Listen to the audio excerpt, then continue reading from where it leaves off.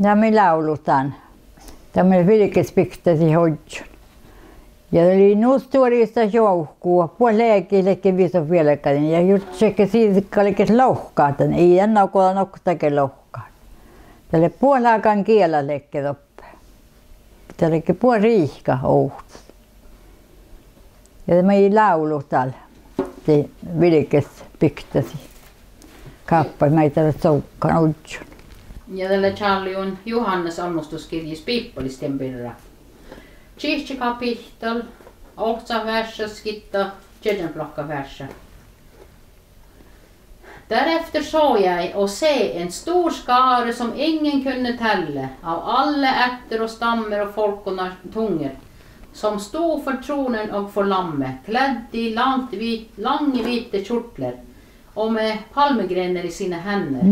Och de ropte med hög röst och sa, frälsen tillhör vår Gud, han som sitter på tronen och lammet. Och alla änglarna stod omkring tronen och om de äldste och om de 4 livsväsner. Och de fallt ned för tronen på sitt åsyn och tillbad Gud och sa amen. Välsignelsen och prisen och visdomen och tacken och ären, makten och styrken tillhör vår Gud i all evighet. Amen.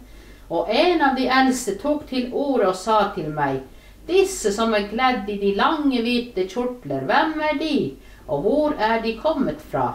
Och jag sa till ham, Herre, du vet det, och han sa till mig, detta är de som kommer ut av den stora trängsel, och de har tvättat sina kjortlar och gjort dem vita i lammets blod, därför är de för Guds trone.